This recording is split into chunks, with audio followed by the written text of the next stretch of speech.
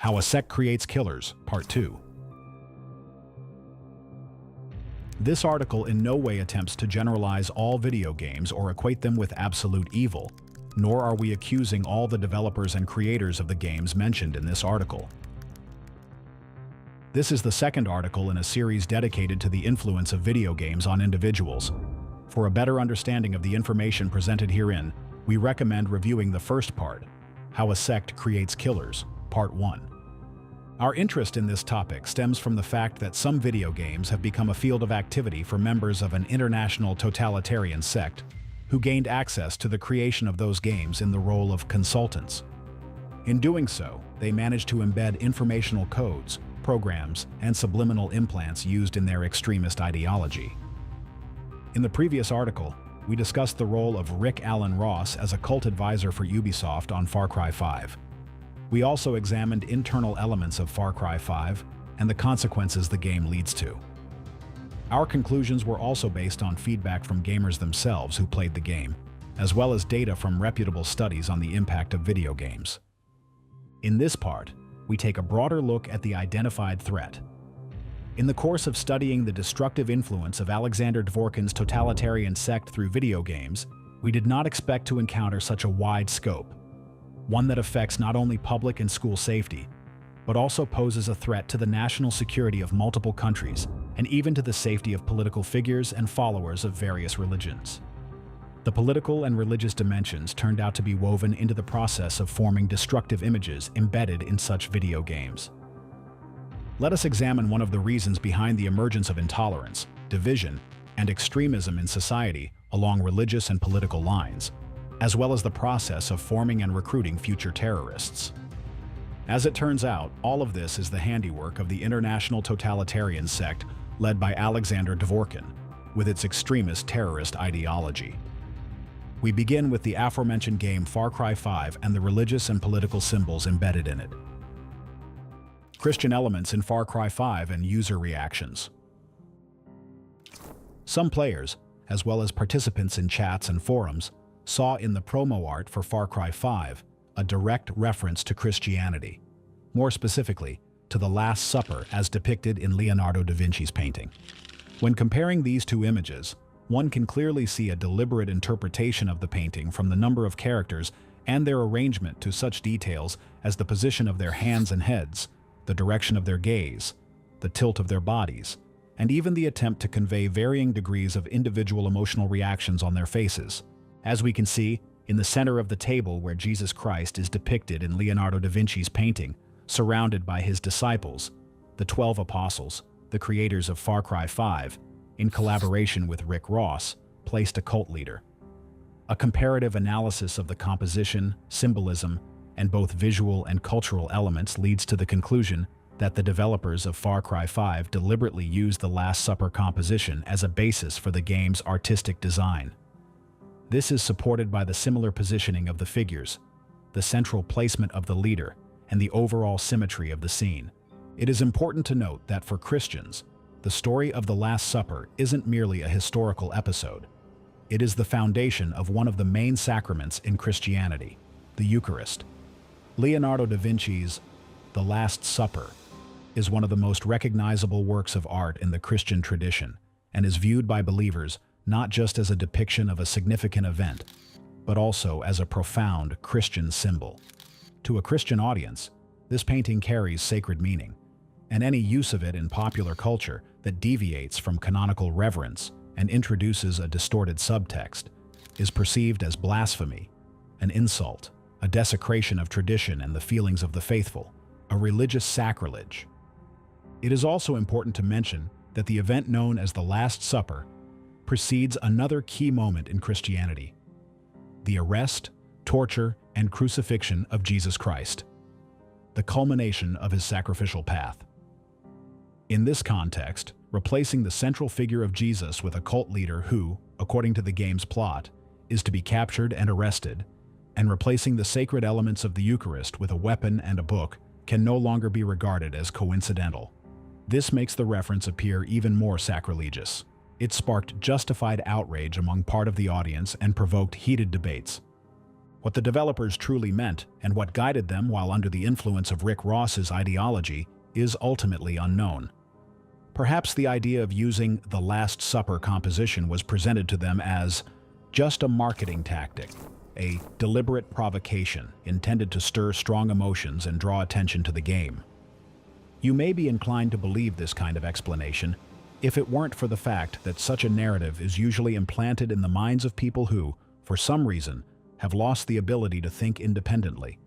Yet such a scenario is entirely plausible, as a similar situation already occurred in 1993, when FBI and ATF agents lost control of an operation while under the influence of Rick Ross.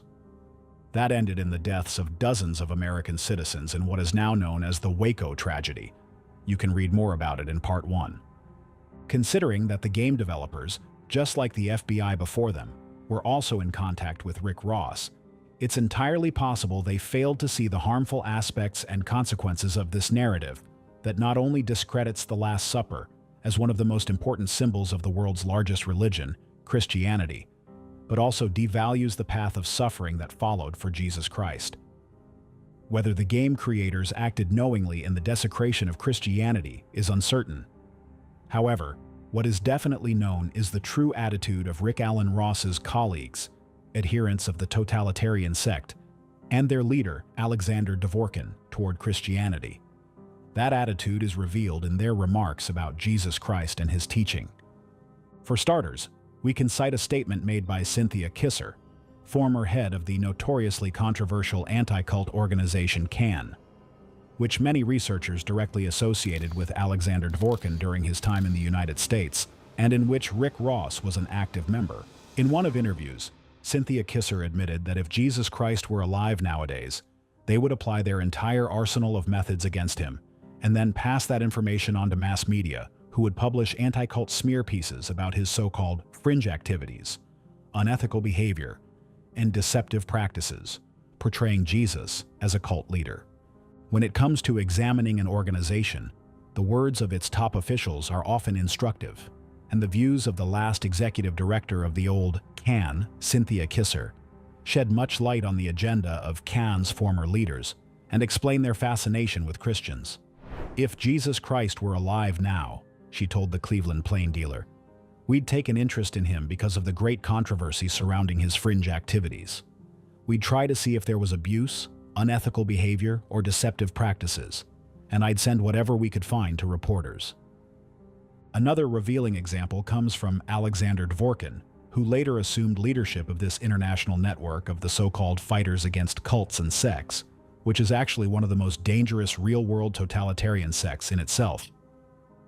Here's what Alexander Dvorkin said about a fundamental theological concept in Christianity: the existence of the soul in every human. You constantly hear the same arguments. God is one, so why do people invent different religions? God is in the soul, as if, forgive me, God is mold that appears in the soul by itself. I always want to ask this question. From what moment did he appear in you, and how do you actually know that he is there?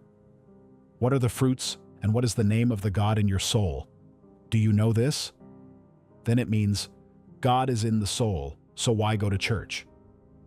Alexander Dvorkin. Problems of the mission of the modern Russian Orthodox Church. With this statement, Alexander Dvorkin attacks a central dogma of Christianity, that God is one and dwells within every person.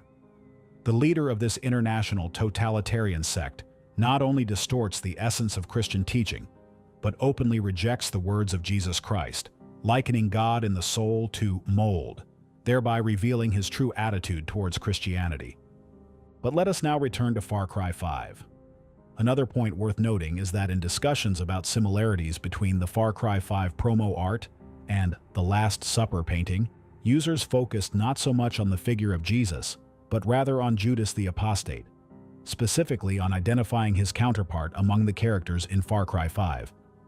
The question of who apostates really are, the role they play, and their ties to present-day self-proclaimed cult fighters, colleagues of Rick Ross and Alexander Dvorkin, has already been explored in the article The Role of Apostates in Anti-Cult Organizations, Creating the Fake Victim.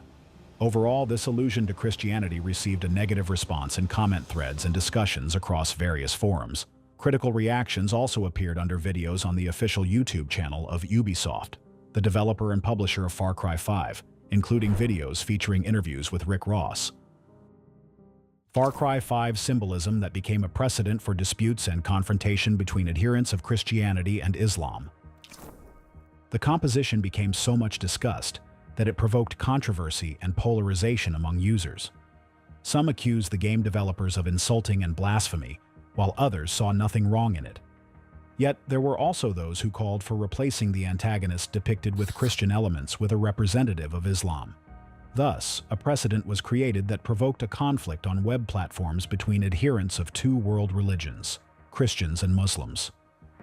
Fortunately, the conflict remained within the realm of verbal clashes and did not escalate into something more serious. However, the emergence of this kind of confrontation, ingrained division, and rejection on interreligious grounds in the minds of the disputing parties, laying the foundation for potential aggressive outbursts in the future if additional external triggers would arise. After the announcement, Far Cry 5 became the subject of an online petition filed on change.org by individuals who objected to the portrayal of American Christians as villains. The petition authors called for a remake of the antagonists in the game and suggested replacing them with members of urban gangs, other non-white antagonists, or Muslims as possible replacements. Whether the creators of this game wanted that or not, with Rick Ross's help, they achieved not just discrediting of one religion, but the clash of views between followers of two world religions, introduction of a narrative of hostility and division in society, and reinforcement of the distorted understanding of Islam and Christianity that already exists in people's minds. In this case, the destructive process is undoubtedly a consequence of the involvement of Rick Alan Ross as a consultant during the game's development. The international totalitarian organization he belongs to is the very source and cause of the long-term campaign to discredit authentic, peaceful Islam, to incite hostility between the Islamic and non-Islamic worlds, and to deliberately fuel interreligious conflict. This has been repeatedly exposed earlier on the website actfiles.org. Creating a manipulative political narrative and discrediting American citizens and the national symbol of the United States. Let us note an interesting point in the history of video games. With the exception of Grand Theft Auto, GTA, and the Postal, very few medium and large budget video games have used American citizens as deadly targets. Much like 1980s action movies, most video games used a less specific image by default, devoid of features of an ordinary average person. In earlier shooters, the antagonists were Nazis, foreign terrorists with no distinct national, political, or religious characteristics, and creatures that were definitely unrelated to the human species such as robots, aliens, zombies, or Nazi zombies. Even more rare occurrence was the depiction of a certain clearly defined type of citizens as deadly targets, Americans, as in the case of Far Cry 5, or any type characterizing representatives of a certain nation as an enemy. It was preferred to portray antagonists in a broad and less contradictory and provocative manner. In other words, gamers had an amorphous, generalized image of the enemy in their subconsciousness, one they couldn't see in real everyday life, and the potential consequences of such games were less dangerous for society. Even if there was a phenomenon of game transfer to real life, a gamer did not become a threat to society. The game transfer phenomena, GTP, is a recorded and researched occurrence among gamers, and it has been discussed in detail in the previous article. A number of media outlets and critics drew attention to the key artwork of Far Cry 5. From the moment the game was announced, discussions emerged surrounding its choice of setting, which can be interpreted as an aggressive shift in the first-person shooter genre. The argument was that Far Cry 5 was the first game in the series to cast as enemies a group representing specific aspects of American culture: religiosity, separatism, and gun culture. The enemies are no longer zombies, aliens, Nazis, or isolated targets that require skill to kill, but American citizens. This is no longer just a game that represents the standard understanding of violence in video games. It's a game that makes it acceptable to kill virtual versions of a particular group of people based on particular traits. In this case, Americans labeled as cultists. It's a game that changes the sights of the first-person shooter genre by targeting, in this case, people within the United States. Considering additional aspects that will be discussed later in the article, it's important to clarify that Far Cry 5 effectively renders it acceptable to kill characters who, by all attributes, represent the majority of people living in the USA. Far Cry 5 is saturated with references to American culture and everyday life. That is, images familiar to the average citizen. Radio stations playing patriotic music, dialogues about freedom and true Americans, as well as visuals like pickup trucks with US flags, echoing the aesthetics of rural America. All of this is portrayed within the narrative framework of a power grab by a cult leader, against whom it is necessary to fight, and who, according to the plot, must be stopped and captured, while his cultists are to be killed. This brings us to a critical element skillfully embedded into the plot and symbolism of Far Cry 5, with the help of anti-cult consultant Rick Ross. Looking ahead, it's worth noting that the consequences of this information code embedded in the game became visible to the world on July 13, 2024, but we'll get to that in due course. Far Cry 5 symbolism and the US flag. The next element is the use in Far Cry 5 of the national symbol of the United States, the US flag over which the main antagonist of the game, the cult leader, has spread his arms. Such an image cannot be just a random combination of elements, and there is evidence for that. Let's recall the words of Far Cry 5 creator Dan Hay, quoted in the first part. "The devil is in the details of this stuff," which he said in a joint interview with Rick Ross. Through the use of the national symbol, the US flag, in the game, a reference is made to the seizure of power by the cult leader. A negative image is thus formed and reinforced by the accompanying plot elements of religious fanaticism, social control, and the cult of personality, the whole set of manipulative narratives that Rick Ross and his colleagues from Alexander Dvorkin's Sect have been using for decades in their practice. The US flag, officially called Stars and Stripes, symbolizes the history, values, and unity of the United States of America. The 50 stars on the blue field in the upper left corner represent the 50 US states. In Far Cry 5, however, this national symbol is deliberately altered. In some in-game visuals, it is clear that the stars on the blue portion of the flag are replaced with stylized crosses, the emblem of the project at Eden's Gate cult, as in the image above. In other depictions, the stars remain, but the same main cult symbol is inserted at the center among them, as seen in the images below. Given that 50 stars symbolize the 50 states, replacing them with the cult's key sign suggests that every state has fallen under the control of the cult leader. Hence, we see a deliberate visual narrative using the US national symbol in order to radicalize American patriotism, blending it with a distorted form of Christianity and militarism. This is evident in the visual elements and imagery embedded in the game, and aligns strikingly with the objectives of Alexander Dvorkin's international totalitarian sect, which includes Rick Ross as an active member. The goals of this international sect include destabilization of the United States from within, destruction of American democracy, and maintaining conditions for a split among American citizens in order to create a conflict that will escalate to a civil war. More information about the true enemy of the United States, the country that is a stronghold of democracy and freedom in the world, was previously revealed on the website actfiles.org, particularly in the articles "America is in Decline," "Truth or Informational Indoctrination," and "The Impact." Episode 1. What is their plan and key instrument? Video and text version, as well as in the Impact documentary. When analyzing symbols and images in Far Cry 5, it becomes obvious that all the elements in the game have been introduced consciously and purposefully. Thus, a question arises. Who was meant by the cult leader?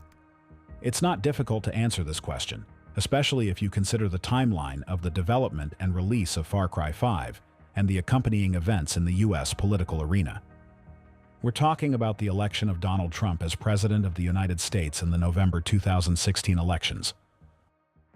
The role of Far Cry 5 in the campaign to discredit Donald Trump by the representatives of the International Anti-Cult Network led by Alexander Dvorkin. Let's compare political events in the States with the timeline of development and release of the game Far Cry 5. On June 16, 2015, at his headquarters, Donald Trump officially announced his intention to run for President of the United States as a Republican candidate. On November 8, 2016, the U.S. presidential election was held, where, according to the results of the vote count on November 9th, Donald Trump had secured the required 270 Electoral College votes to win. On November 19, 2016, the official results were announced across all states, with Donald Trump receiving 304 electoral votes, making him the new president of the United States. The inauguration of the 45th U.S. president took place on January 20, 2017. As for the development of Far Cry 5, it is known that as early as 2016, Ubisoft had already begun working on the fifth part of the Far Cry video game series. The official announcement of Far Cry 5 was made on May 26, 2017. The game was released globally on March 27, 2018. The years 2017 to 2018 marked a period of escalating political and ideological conflict in the United States and active informational confrontation, accompanied by criticism and attempts to discredit President Donald Trump. Notably, those years were marked by systematic media publications where the derogatory label cult leader was used in reference to the American president. Let's recall that Rick Ross played an active role as a consultant in the development of Far Cry 5. We have already examined one of the discrediting narratives used in this game, conveyed through the use of a national symbol, the U.S. flag, over which the cult leader spread his arms and laid a weapon. In other words, this is a clear attempt to deliberately construct a narrative of a cult leader seizing power in the U.S., precisely during the time when Donald Trump was the acting president, and when Rick Ross's long-term accomplices had launched the most brutal discrediting campaign against him. The fact that Far Cry 5 included a reference specifically targeting Donald Trump's presidential campaign is also supported by a number of additional indications. Compromising material and the search for an incriminating videotape. In one of the missions of Far Cry 5, in order to expose the Eden's Gate cult, the player is tasked with retrieving a compromising videotape that captures the cult's activities under the influence of a drug called Bliss. To do this, the player must infiltrate cult territory, locate, and recover the tape. The footage itself is never directly shown in the game, but its description and context, a scandalous recording capable of ruining a reputation, led many players to draw immediate associations with political events in the United States. The element of the compromising tape on the cult leader in the game clearly references the real political context in the U.S. from 2016 to 2019 involving Donald Trump. Specifically, it echoes rumors of an alleged video supposedly compromising Trump. These rumors were widely discussed in the mass media as the so-called Steele dossier. The author of this discredited dossier, a collection of rumors about Donald Trump, was a counterintelligence specialist and former British intelligence officer, Christopher Steele. Notably, one of Steele's key sources for gathering this compromising material was Russian national Igor Danchenko, originally from the city of Perm, Russia. It is important to note that investigations into this alleged collusion between Trump collusion and the Kremlin dragged on for nearly 3 years, served as the basis of countless articles, books, and television programs, and were subjected to thorough scrutiny, yet no evidence of collusion was ever found. Far Cry 5, Make Hope Great Again versus Donald Trump's Make America Great Again, MAGA. Make America Great Again, MAGA, is Donald Trump's iconic slogan of his 2016 campaign. While the phrase Make Hope Great Again is never spoken verbatim in Far Cry 5, it is woven into the cult ideology and appears in visual and textual elements throughout the game. According to the game plot, posters, signs, and speeches by members of the Eden's Gate cult emphasize the idea of purification and hope's return to a certain idealized state. Taking into account the fact that the game takes place in the United States, gamers also noted a clear parallel to MAGA rhetoric, which called for the return of America's greatness. The key art of the game was also aimed at reinforcing these obvious parallels. Promotional materials such as trailers and posters depicted the cult using patriotic and messianic symbols. As noted earlier, U.S. flags and religious symbolism were prominently featured, provoking direct associations with Donald Trump's MAGA. Moreover, this reference was clearly made in dialogues of the cult leader's entourage. According to the story, in the region controlled by Joseph Seed, who led the cult, you can find graffiti with similar propaganda, or hear remarks subtly echoing Trump's famous slogan, e.g., calls to return hope to its rightful owners or to revive the region. It is fair to note that Far Cry 5's religious and political elements described above, including the reference to MAGA transmitted in the propaganda of Eden's Gate cult through posters, dialogues, and general rhetoric. All of this was characterized by critics as subtle and superficial hints without obvious provocations rather than a coarse manifestation of propaganda.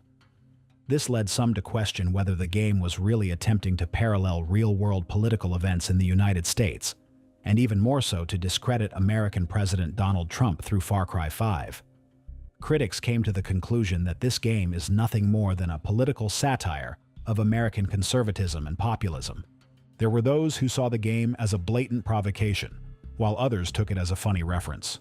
However, considering all the embedded images in Far Cry 5 and the involvement of anti-cult consultant Rick Ross in the game development, this cannot reasonably be described as mere satire, a happenstance, a coincidence, or even a provocation.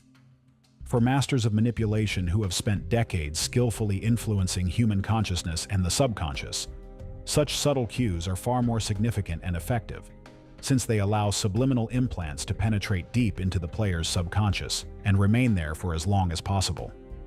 It's also essential to note the conditions in which this so-called satire is presented.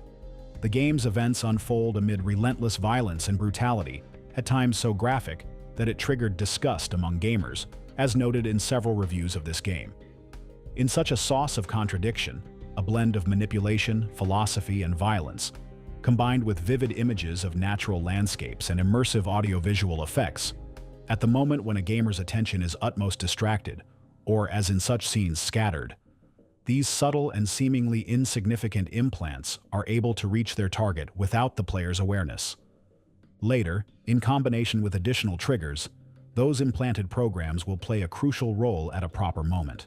The puzzle will come together, and a new adherent in the dormant army of killers will be ready to save the world from a cultist identified for them by Rick Ross or Alexander Dvorkin, or by someone else from this international totalitarian sect of maniacs and murderers.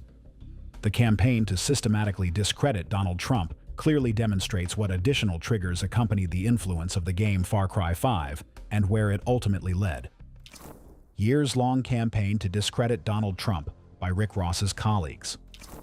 In parallel and in sync with Rick Ross's involvement in the development of Far Cry 5, his colleagues operating under unified control from Russia and led by Alexander Dvorkin actively carried out an information campaign to discredit and dehumanize the legitimately elected 45th President of the United States.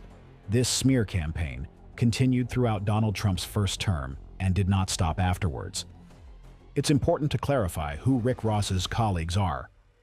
In addition to the Russian group led by Alexander Dvorkin, his accomplices include individuals such as Stephen Hessen, Alexandra Stein, Dave Troy, and many others. Examples of materials they produced to discredit Donald Trump will be provided below. The discrediting campaign against Donald Trump unfolded in several stages. From 2016 to 2019, narratives created by the aforementioned anti-cultists about the cult of Trump gradually saturated the media landscape.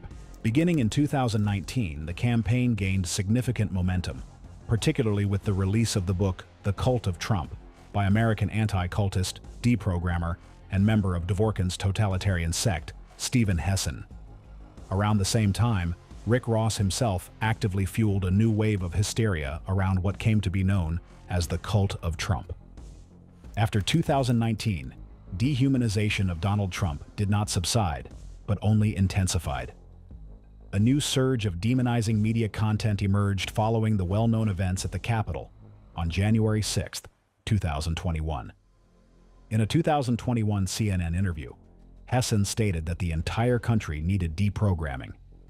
All of America needs deprogramming because we've all been negatively influenced by Donald Trump.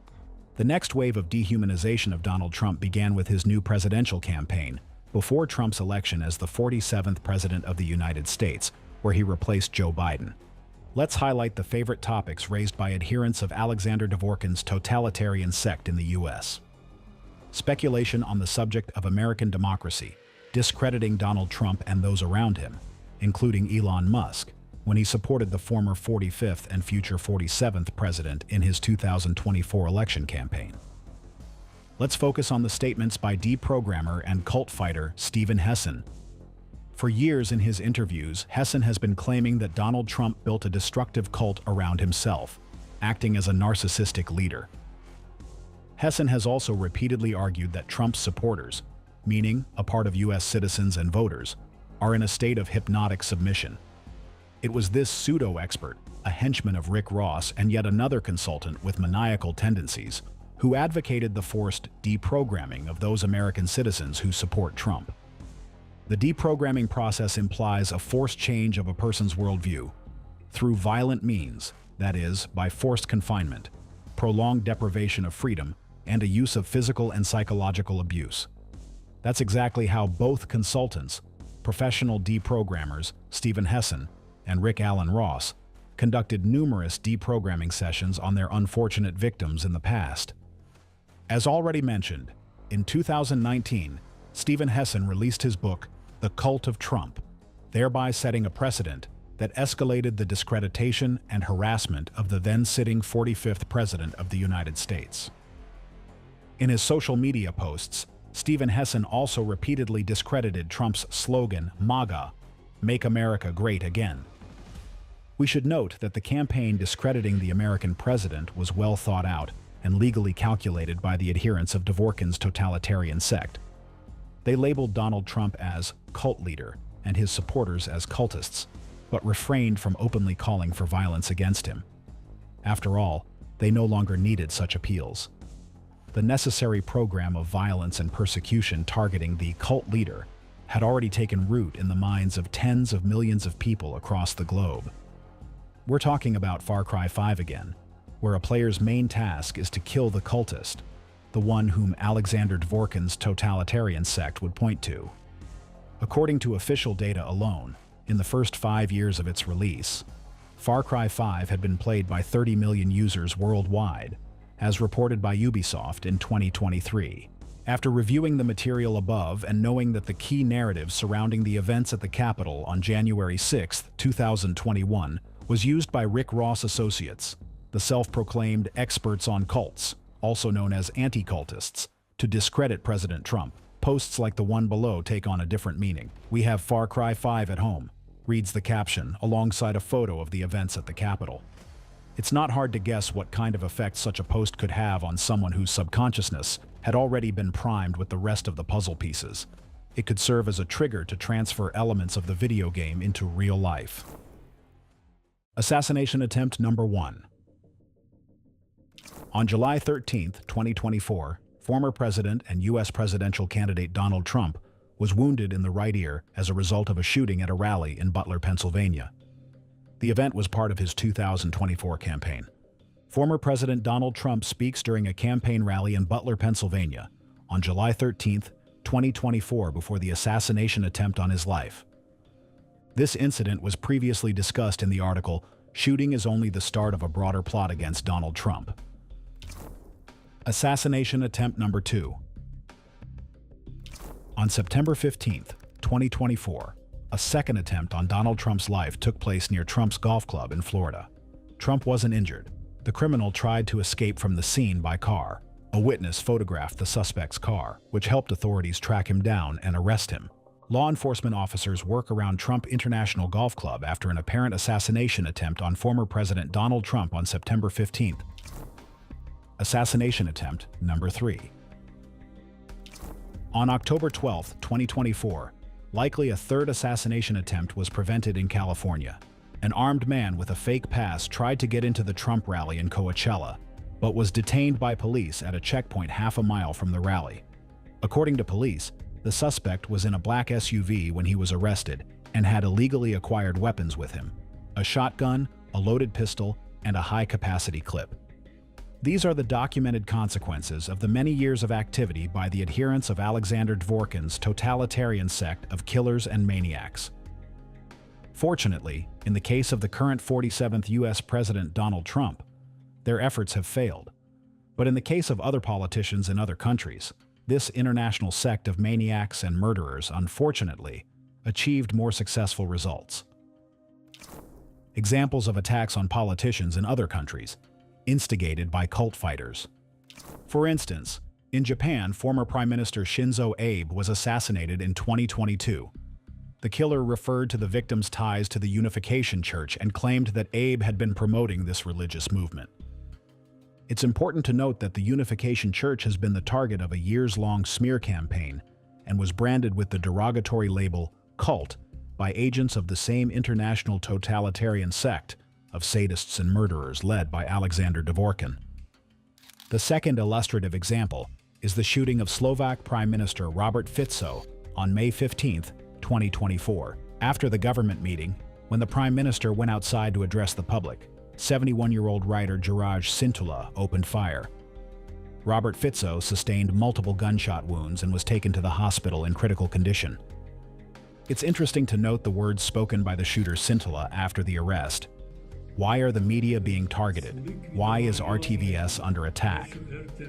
In addition to the years of negative and inhumane publications about Robert Fico, often employing the same derogatory labels, cult and sect, used by journalists from a number of media outlets associated with Alexander Dvorkin's totalitarian sect and its extremist-terrorist ideology, there was another key aspect in the political steps of the Slovak Prime Minister, which turned out to be unacceptable to adherents of this totalitarian sect in Slovakia.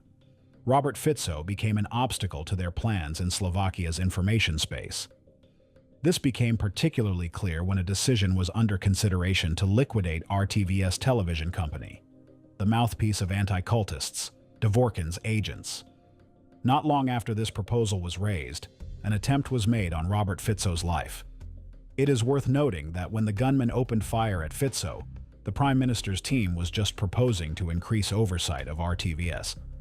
After the shooting, the detained first expressed opposition to the dissolution of RTVS, as shown in the quote above. Let's revisit the shooter's words. Why are the media being targeted? Why is RTVS under attack? These words, spoken immediately after the assassination attempt, are just a fragment of the code. This was the key element for the adherents of Alexander Dvorkin's totalitarian sect in shaping yet another killer. It's important to highlight a fact that applies to all of the shootings and arrests. If law enforcement agencies had arranged for specialists to perform regressive hypnosis on the attackers, they could have discovered what exactly served as the final trigger. This would allow investigators to trace the sources of information that planted and shaped the dominant image in the attacker's subconscious, turning a rational, sane, and mentally stable individual into a controlled weapon of murder.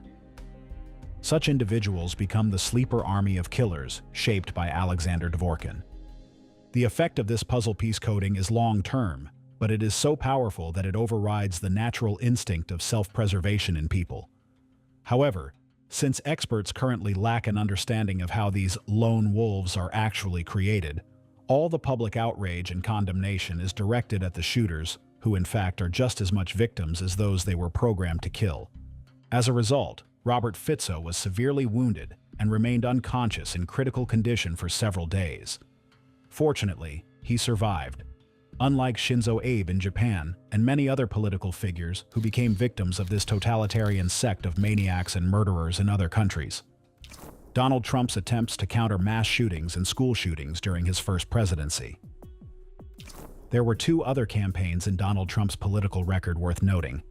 The first is his effort to stop the alleged impact of video games on the developing minds of children, and thus counteract such phenomena as school shootings and mass shootings, and the general rise in violence. He spoke out on this in 2018 and 2019. On March 8, 2018, after the shooting in Parkland, Florida, where 17 people died, Trump held a meeting at the White House with representatives from the video game industry, parent groups, and critics. At the meeting, he showed an 88-second montage of violent scenes from video games to illustrate his concerns and raise questions about child safety. Just 19 days after this event, on March 27, 2018, the video game Far Cry 5 was released, and 4 years later, Trump survived a series of attempts on his life. On August 5, 2019, after the mass shootings in El Paso, Texas, 22 people dead, and Dayton, Ohio, 9 dead, Trump made a speech where he said, "Second, we must stop the glorification of violence in our society. This includes the gruesome and grisly video games that are now commonplace. It is too easy today for troubled youth to surround themselves with a culture that celebrates violence. We must stop or substantially reduce this, and it has to begin immediately." Many critics, including journalists and politicians, have argued that President Trump's focus on video games distracts from more pressing issues such as gun control. As evidence, they pointed to countries like Japan and Canada that have high rates of video game consumption but low levels of gun violence thanks to their strict firearms laws. This was often cited to show that the problem isn't the games, but easy access to guns. However, as seen in the case of Shinzo Abe in Japan, the real problem isn't access to firearms. The real issue is the long-standing coordinated activity of adherents of Alexander Dvorkin's totalitarian sect. In 2020, the American Psychological Association, APA, clarified that there is insufficient scientific evidence to confirm a causal link between violent video games and real-life violent behavior. This statement is also true, since not all video games contain puzzle piece coding, even if they feature violence and aggression. Donald Trump's second presidency and his America First policy. Trump's second major undertaking began in January 2025, when the 47th President of the United States launched an initiative targeting the U.S. Agency for International Development, USAID, as part of his broader America First policy. This initiative includes proposals for major budget cuts to USAID, its potential merger with the Department of State, or even the agency's complete shutdown. Elon Musk, head of the Department of Government Efficiency, DOGE, has also played an active role in these efforts, labeling USAID a criminal organization. While the final outcome remains uncertain, significant steps have already been taken. Several statements regarding USAID deserve attention. On February 26, 2025, hearings were held by the U.S. House Subcommittee on Government Operations and Oversight, during which USAID was accused of sponsoring terrorism. Previously, Senator Ted Cruz had claimed that USAID was funding terrorist groups. In this context, there is particular concern about USAID's financing of informational terrorist attacks aimed at undermining democracy. More than $250 million has reportedly been channeled into supporting a vast network of journalists and media outlets under the pretense of promoting independent media. Trump's campaign against USAID has also drawn attention due to revelations about USAID's links to the international totalitarian sect led by Alexander Dvorkin, including ties to the aforementioned pseudo-experts and cult advisors associated with Rick Ross, who for years have been engaging in dehumanization and discrediting of Donald Trump in the media field. These connections were previously detailed in the article, "How the Tail is Wagging the Dog." USAID funding was actually used, among other things, to support subversive operations carried out by the international totalitarian sect curated from Russia. President Trump's actions in this regard are of undeniable importance. At this point, it's abundantly clear that the international totalitarian sect, led by Alexander Dvorkin, must cease its existence in our society, and that the true perpetrators behind brutal school shootings and mass shootings, as well as numerous isolated attacks, must face real consequences as actual killers, psychopaths, and sadists covertly manipulating people's minds. UN research. In conclusion, here is another fact about the world of video games. It turns out that not only the games themselves, but also gaming chats, forums, and even clone versions of popular games can serve as more than just entertainment platforms or spaces for gamers to socialize. They can become venues for recruiting future terrorists and tools for further manipulating players' consciousness and subconsciousness. These findings were shared during the New Quest Unlocked event. The alarming trend has necessitated a collaborative research approach with the gaming industry and adjacent platforms, Mr. Sequeira said, highlighting how extremist groups are increasingly targeting gaming spaces and adjacent platforms like Discord and Telegram. Steven Sequeira: while gaming has many positive aspects in terms of social interaction around the world, there's also increasing risk that terrorists and violent extremist groups are using these platforms and the gaming-adjacent platforms to get their message out. The findings are stark.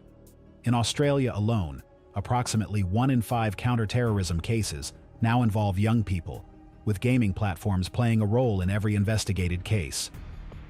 In light of the emerging reality that terrorists and killers may be cultivated through video games, here's a brief but telling fact. The Wikipedia category, Video Games About Cults, currently includes 148 titles. Each of those games has reached a multi-million audience over the course of many years.